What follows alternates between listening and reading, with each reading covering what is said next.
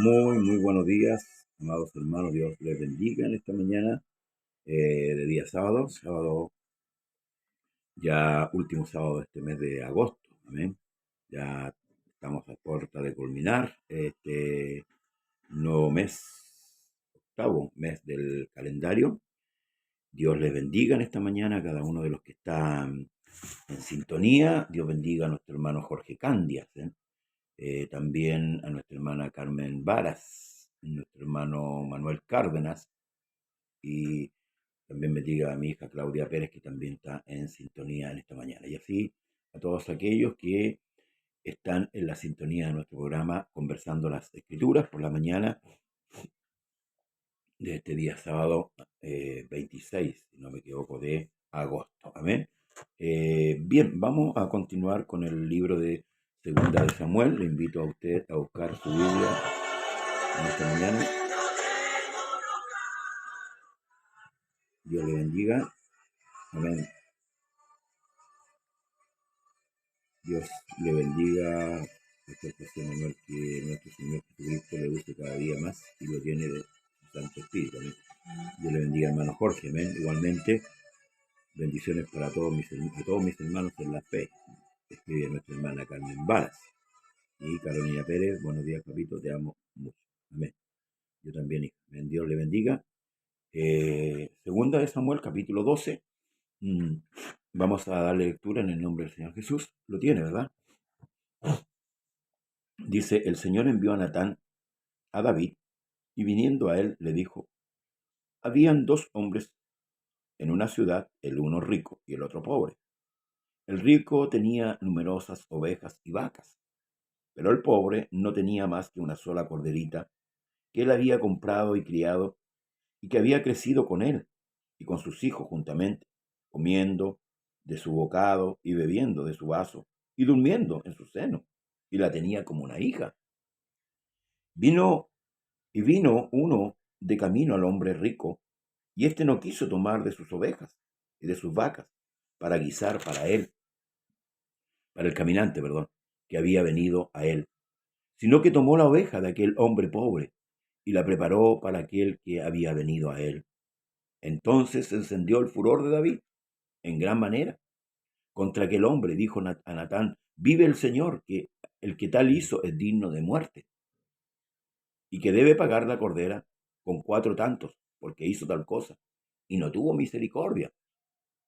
Entonces dijo Natán a David, tú eres aquel hombre.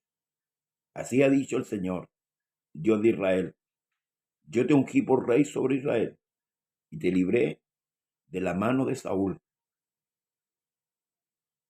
Te di la casa de tu Señor, y las mujeres de tu Señor en tu seno. Además te di la casa de Israel y de Judá, y si esto fuera poco, te habría añadido mucho más. ¿Por qué pues tuviste en poco la palabra del Señor haciendo lo malo delante de sus ojos? A Urías heteos heriste a espada, y tomaste por mujer a su mujer, y a él lo mataste con la espada de los hijos de Amón, por lo cual ahora no se apartará jamás de tu casa la espada, por cuanto menospreciaste y tomaste la mujer de Urías heteo, para que fuese tu mujer. Así ha dicho el Señor, he aquí yo haré levantar el mal sobre ti de tu misma casa, y tomaré tus mujeres delante de tus ojos, y las daré a tu prójimo, el cual yacerá con tus mujeres a la vista del sol, porque tú lo hiciste en secreto, mas yo haré esto delante de todo Israel y a pleno sol. Entonces dijo David a Natán, pequé contra el Señor. Y Natán dijo a David, también el Señor ha remitido tu pecado, no morirás. Mas por cuanto con este asunto hiciste blasfemar a los enemigos del Señor, el hijo que te ha nacido ciertamente morirá.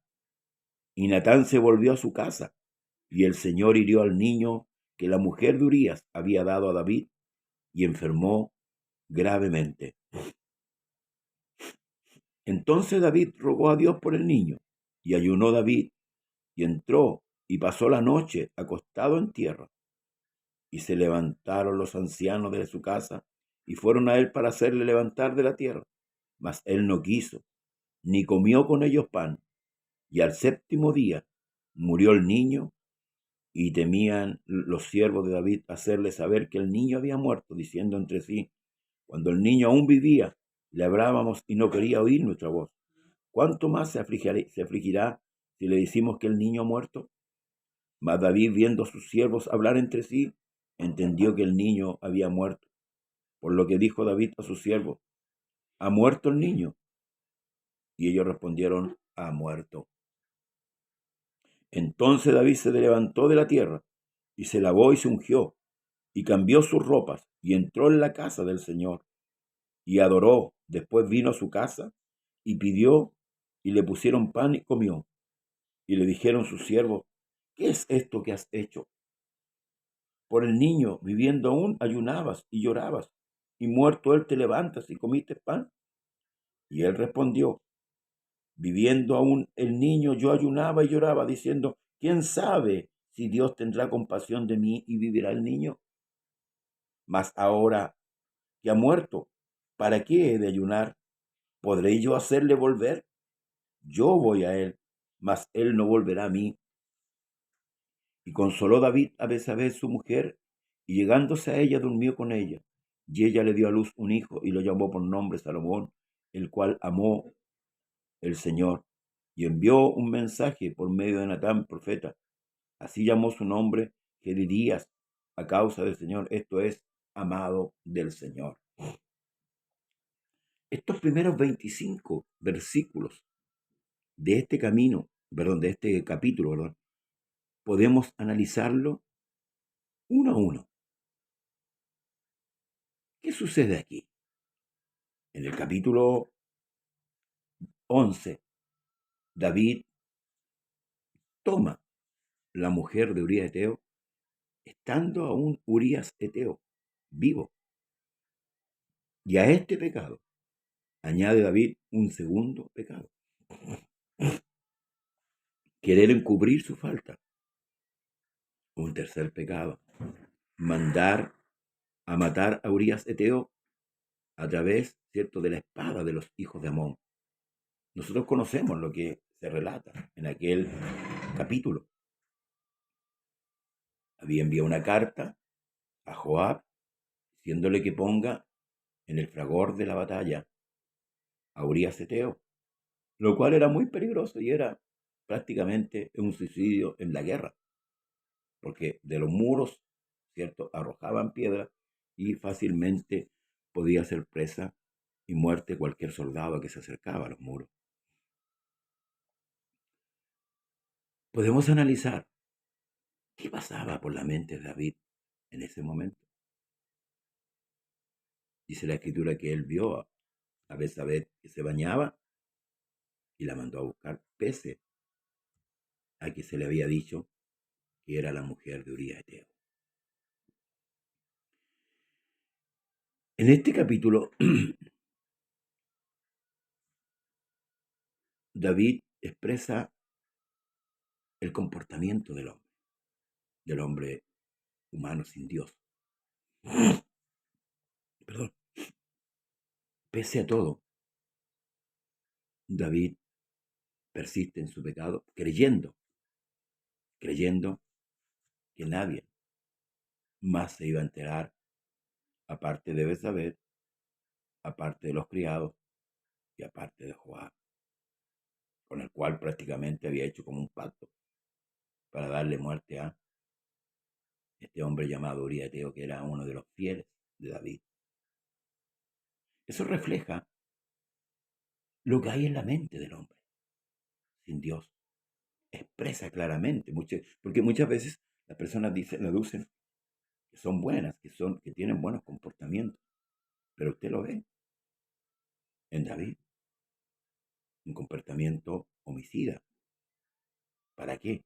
Para salvarse. Él, amén, para quedar bien.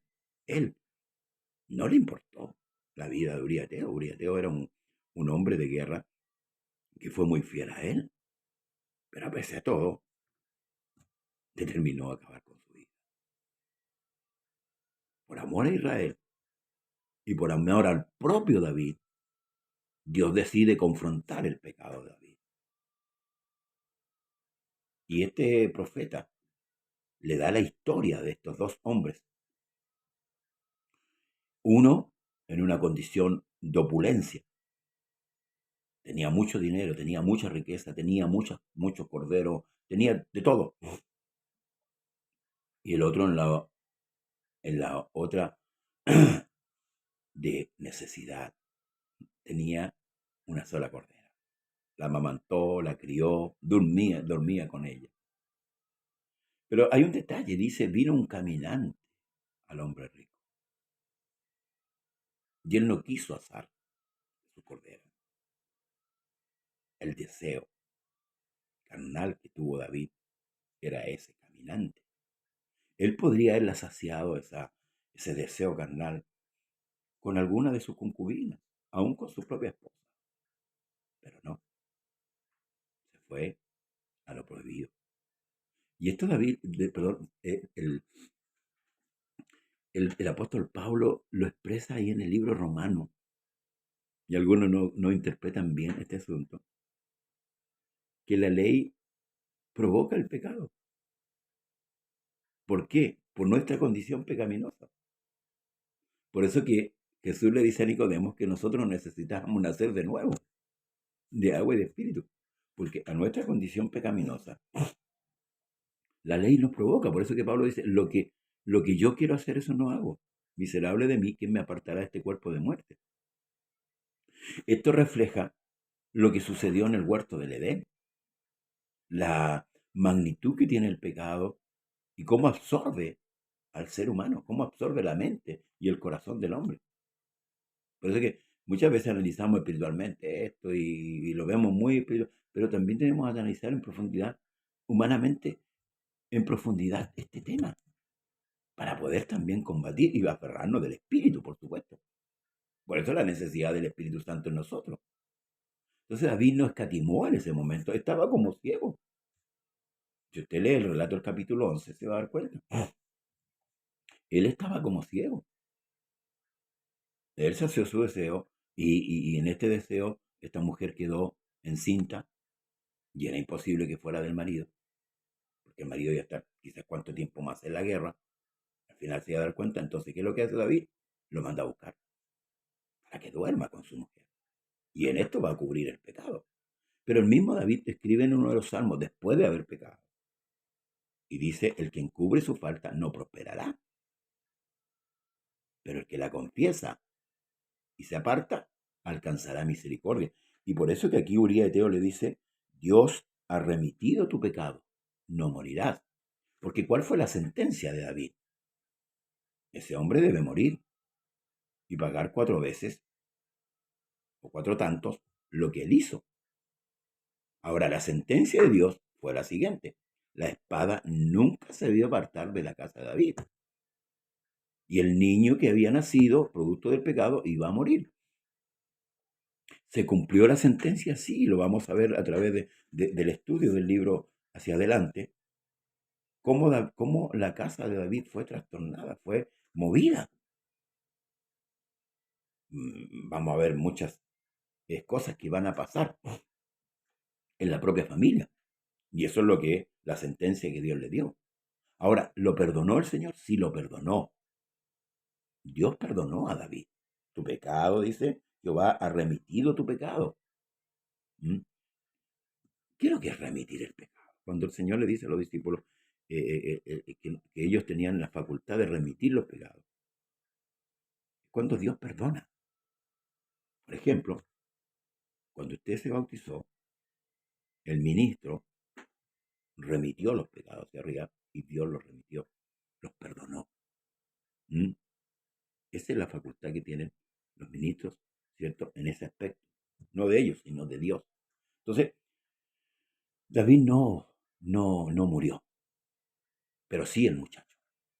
Y de ahí viene la secuencia de lo que el profeta Natán le dijo con respecto a la sentencia que Dios había determinado. Nunca se apartó la espada.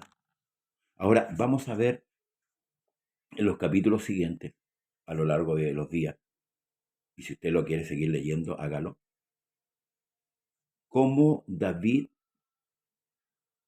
aceptó el castigo y no se rebeló. Sí, porque David no se rebela ante el castigo. Y esto también nos muestra lo que dice la Escritura, que el hijo, ¿cierto?, acepta la disciplina, pero el bastardo no. El que es bastardo, el que no es hijo, nunca va a aceptar la disciplina de Dios. Se rebela ante la disciplina. Veámoslo en Saúl, lo pasamos. Saúl, ¿qué le dijo el profeta Samuel? Que él había desobedecido, y Saúl le dijo, sí, sí, pequé contra el Señor, pero hónrame delante de los ancianos. ¿Qué buscó Saúl? La honra delante de los hombres. No reconoció de corazón su pecado, como lo hizo David. Y aunque David procuró al principio de su pecado cubrirlo para que esto no se hiciera público, pero había uno que mira todas las cosas y que da el pago según, ¿cierto?, sea nuestro comportamiento. Dios no se apartó de David, pero sí juzgó a David y lo castigó como hijo. David termina sus días en el trono, como había pactado Dios con él, porque Dios pactó con David. Dios no es hombre para que mienta. Dios bendiga a Isaac Vázquez Muñoz. Dios no es hombre para que mienta. Por eso, hermanos amados, tenemos que considerar, nosotros los creyentes, que estamos sirviendo a un Dios santo, a un Dios verdadero, a un Dios justo. Dios no va a pasar por alto nuestras faltas. Las va, hermanos amados, a castigar de una u otra manera. Entonces, hermanos, David promulga la sentencia contra este hombre, no sabiendo que era él, porque hasta ahí David parece que se le había olvidado que él había tomado la mujer de Uría Eteo, que Uría había sido muerto, si bien es cierto, por la espada de los hijos de Amón, pero fue David el quien envió la orden. Se le había olvidado lo que él había hecho. Había encubierto hasta ahí falta. Pero Dios, por amor a Israel, por amor a sí mismo también, por amor a David, lo tuvo que confrontar y darle esa sentencia propia que él. Fíjese que es bueno el Señor. Ahora, ¿por qué David promulga esta sentencia? Recuerde que David había sido pastor de ovejas. ¿Se acuerda cuando los primeros capítulos que leímos, cuando él llega, cuando está el gigante, ¿cierto? Y argumenta contra Saúl, con Saúl, diciéndole, tu siervo era pastor de ovejas. Y cuando venía un oso o un león, él le quitaba la oveja y mataba al oso y mataba al león. O sea, David tenía una entrega por las ovejas. Por eso que el profeta, ¿cierto?, inspirado por Dios, por supuesto, le expone esta historia de las ovejas. David sabía lo que era perder una oveja. Lo sabía cuando fue pastor, cuando él cuidaba las ovejas de su padre. Él tenía una entrega por las ovejas. Dios bendiga a nuestra hermana Elizabeth Sáez. Él tenía una entrega por las ovejas. Entonces, ¿qué es lo que hizo el Señor? Llegó al corazón de David para remecerlo con esa historia. ¿Mm? Y esto refleja también a veces cuando nosotros, siendo culpables, culpamos a los demás y no queremos aceptar. Y eso es lo que hizo el Señor con esta historia.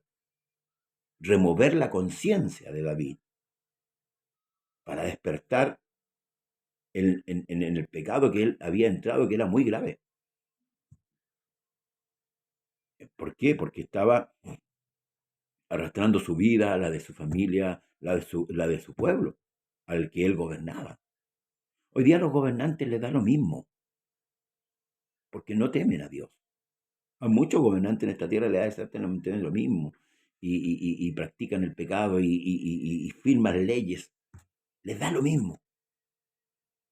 Pero aquí estamos hablando de un pueblo al cual Dios apartó, con el cual Dios trataba y trata hasta el día de hoy, aunque hoy día está en silencio, porque el gobierno era teocrático, el gobierno de Israel, como el gobierno que hoy día tenemos nosotros en particular.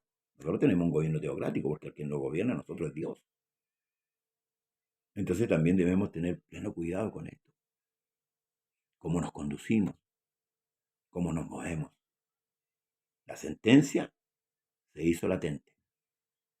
David dictó sentencia contra sí mismo. Y como le digo, lo primero se cumple, el niño murió. Y aunque ayunó David, ¿verdad? No comió, no se lavó, estuvo ahí tirado en tierra durante 7 días. El niño fue quitado. Se levantó David, lavó y fue al templo y adoró. Fíjese, y adoró a Dios. Y esto es seña, hermanos amados, de la convicción que tenía también este hombre. Por eso que, hermanos amados, debemos considerar la palabra del Señor. Le dijo, así ha dicho el Señor, aquí, pero ¿por qué tuviste en poco la palabra del Señor, haciendo lo malo delante de sus ojos? A Urías Eteo heriste a espada y tomaste por mujer a su mujer, y a él lo mataste con la espada de los hijos de Amón. Ahí estaba la acusación. Ahí estaba la acusación de lo que David había hecho, pensando que todo había pasado por lado. Pero Dios a sus hijos siempre los va a disciplinar.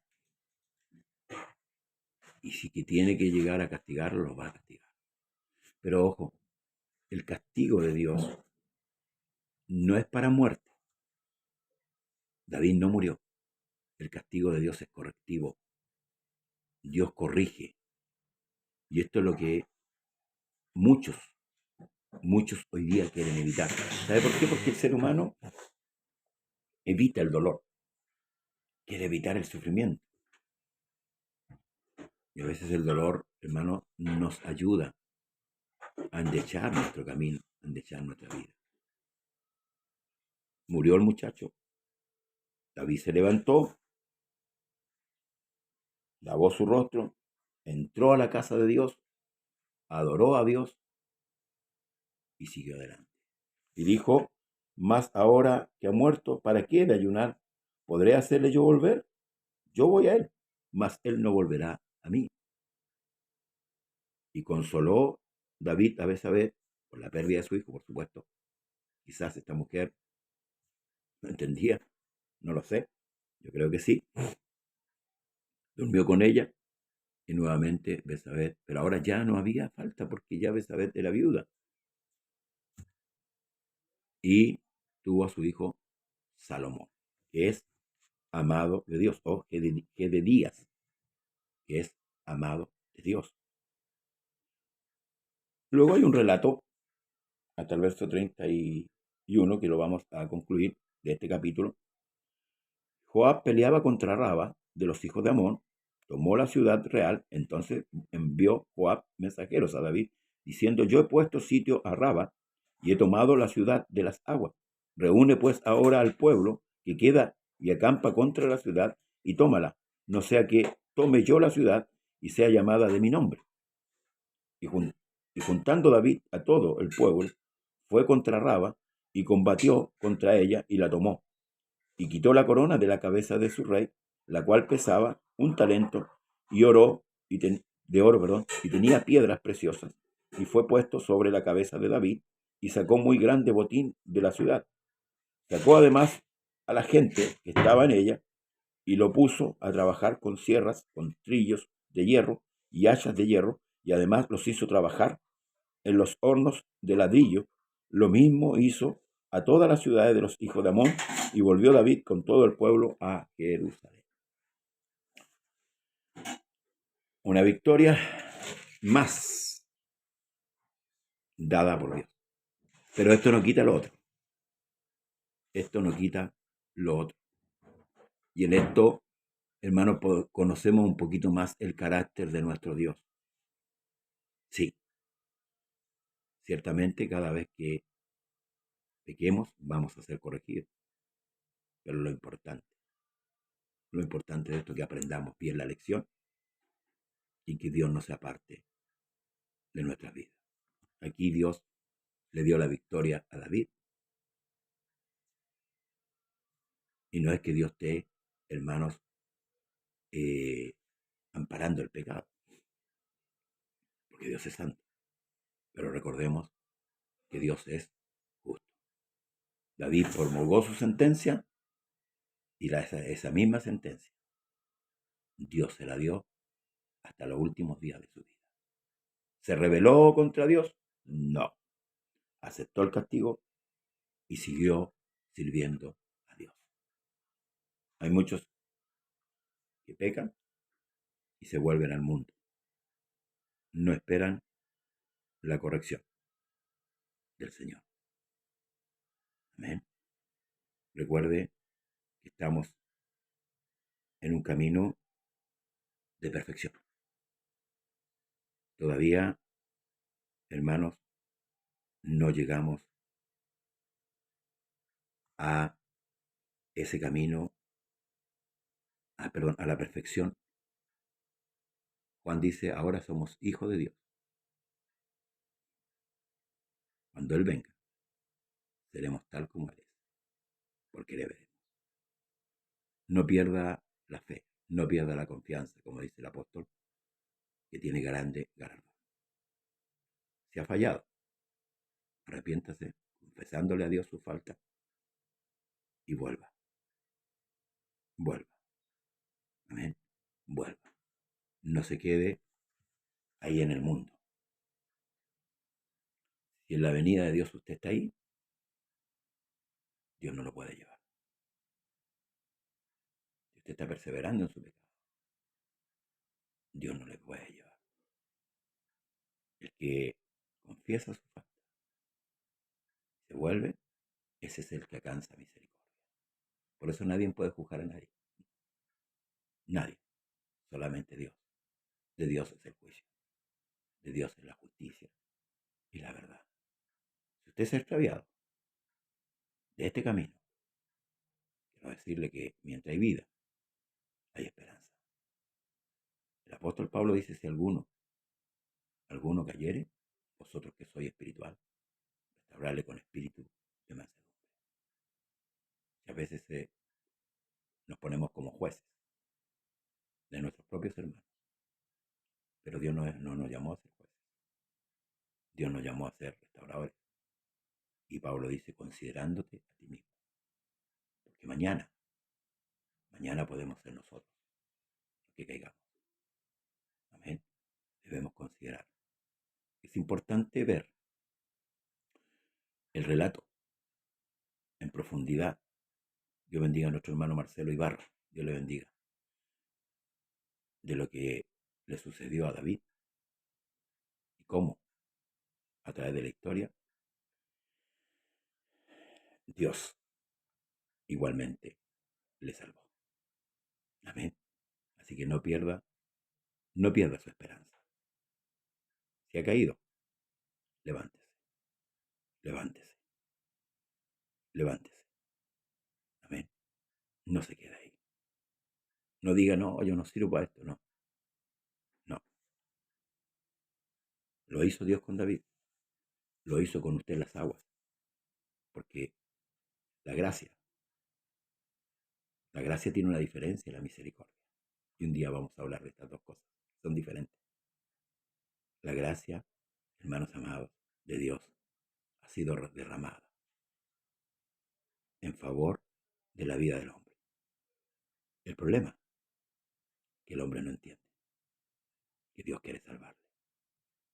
Pero usted y yo, por la bondad de Dios y la misericordia de Dios, hemos entendido que Dios vino a salvarnos. Persista en hacer lo que Dios ha ordenado, como dice Gálatas, y con esto concluyo.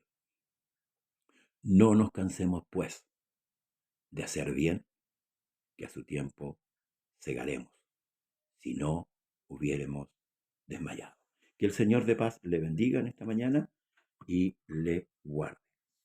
Hasta el lunes estamos nuevamente por la mañana muy temprano. Dios bendiga a todos los santos en el nombre del Señor y Salvador Jesús. Hasta, no se olvide de compartir el video.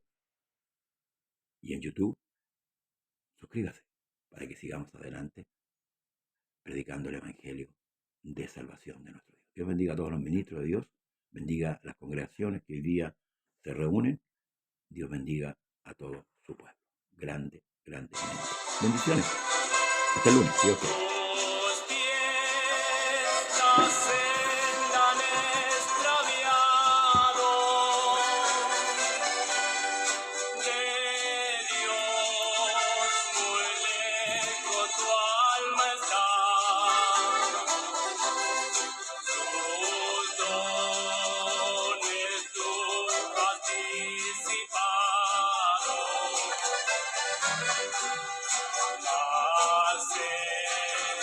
Perdón Jesús te da.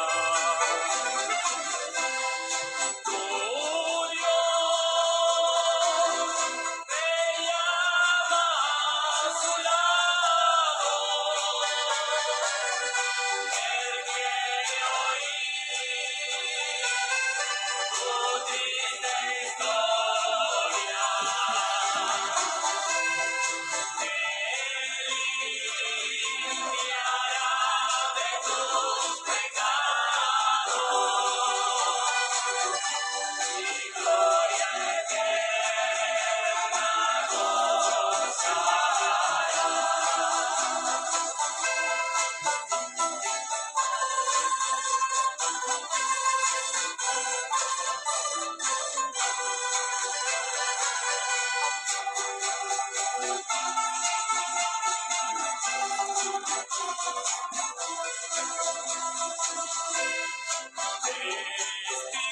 Espinas crueles en tu senda, herido te han sin compasión. Tus ojos cubren negra venda. Y todo en ti es aflicción.